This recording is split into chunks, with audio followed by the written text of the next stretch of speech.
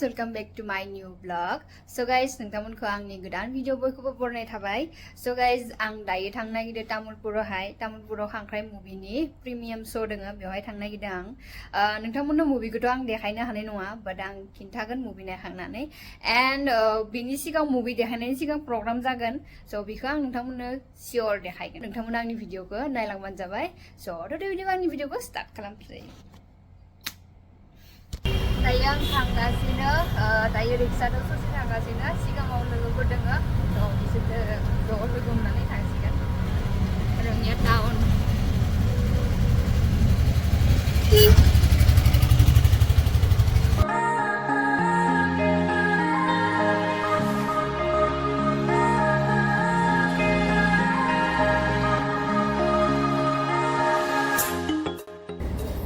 जों दायो मटका सक मोनफैबाय. ओमफ्राय मटका सकाव मम' जानि.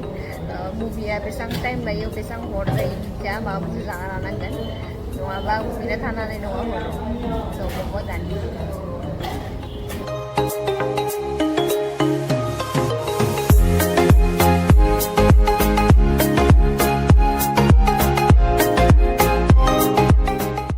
So, जों दायो मम'खौ जाखांनानै मुभि नायनो थांनो थाखाय आंखौ गारिखौ स्टार्ट खालामलायबाय. एन्ड मम'खौ जानानै एसेबो मोजां नाङासै, माने जिबायदि आखा खालामदोंमोन जानो गोसो जादोंमोन, बाट जानो मोजां नाङासै.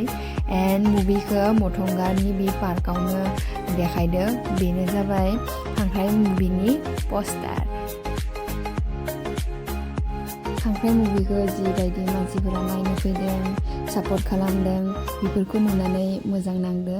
एन्ड बेबायदिनो जुदि गासै मुभिखौबो सिनेमा हलफोराव होयोबा, गासैबो जुदि अनलायनानै नायनो थाङोबा, सापर्ट खालामोबा, जोंनि बर' हारिया बेसेबां दावगालांगौमोन नङा होमबा? स' नायनांगौ बिदिनो. जों दायो पार्क सिङावहाय हाबफैबाय. बे पार्कआव आङो एबार सेकेन्ड टाइम फैनाय जाबाय. फार्स्ट टाइम फैनायाव दंफां लाइफां जेबो गैयामोन, माने इमान एसां मोजां नङामोन.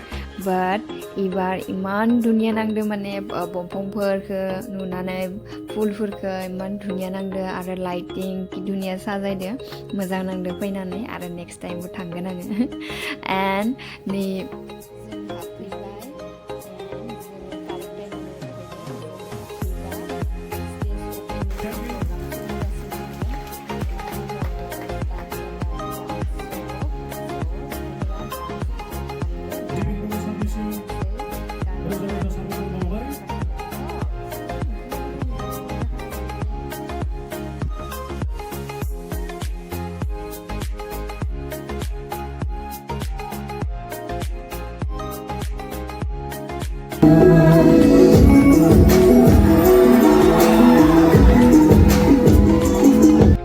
नै guys, साइज गैयि मोखांखौनो लानानै आंखौ देखायलायबाय आं नोंथांमोननो. ओमफ्राय जोंजों लोगोसे बहुत गोजान गोजाननि एक्टर एक्ट्रेसफोरबो फैदों आरो ना मुभिखौ नायनो थाखाय. ओमफ्राय बिनि गेजेरावनो दङ केनि बसुमतारी. बियो बलिउड मुभि खालामदों.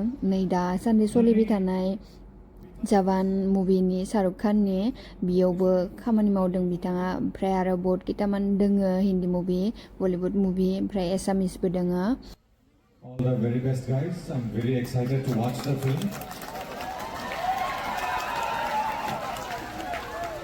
Thank you so much for inviting me.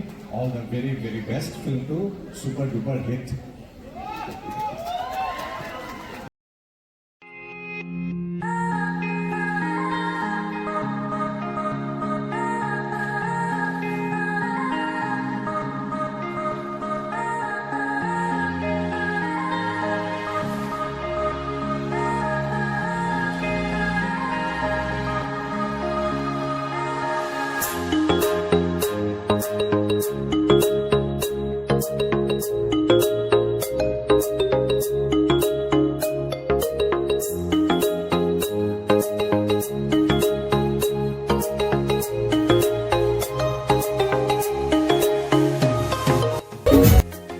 नै गाइस, बिथांमोनानो जाबाय खांख्राइ मुभिनि टीम.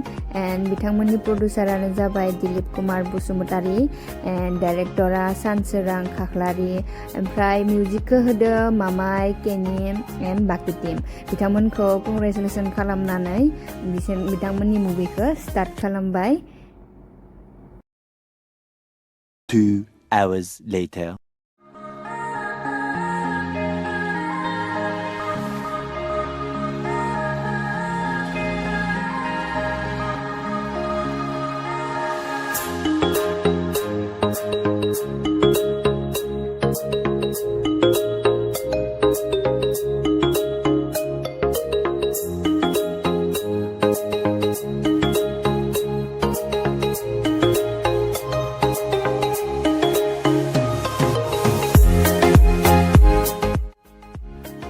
सिनेमाखौ मारै नांखो नायनानै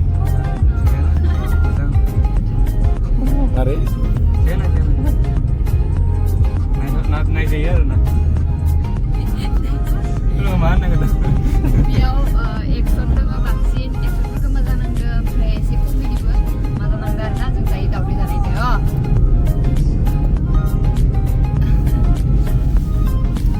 माबानि फुंनि जिउन आं हरनि 10ता जाबाय दा दावदै जानो प्रटिनावनो दावदै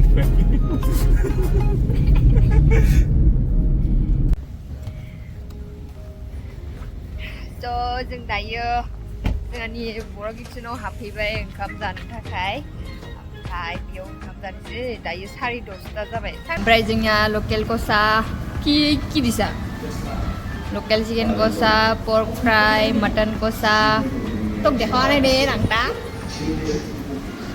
ओमफ्राय मटन कसा अनला दालि स' जोङो जानोसै दानिया आंथ' अलब खम करे दिसुन So, दिनै मुभिखौ नायनानैथ' मोजां नांबाय एक्सन दं ओमफ्राय कमेडिबो दं लास्टनि खिनिखौ बारा मोजां नांदो नायनो हागोन नोंथांमोनाबो माने एसे माने कमेडि बारा दोङो आरोना फाइटिंफोराबो कमेडि नोंथांमोनाबो नायबानो जाबाय मुवा नोंसोरनि खाथि खालाफोराव देखायोबा नायनो थांबानो जाबाय खांख्राइ मुभिखौ बरिया जादो ओमफ्राय बे मुभियाव मोनसे मेसेज दङ नोंथांमोना नायबानो जाबाय एन्ड मोजाङै खोनासंनानै स' जों दायो ओंखामखौ जानोसै एन्ड बाय बाय आंनि भिडिअखौ गुड नाइट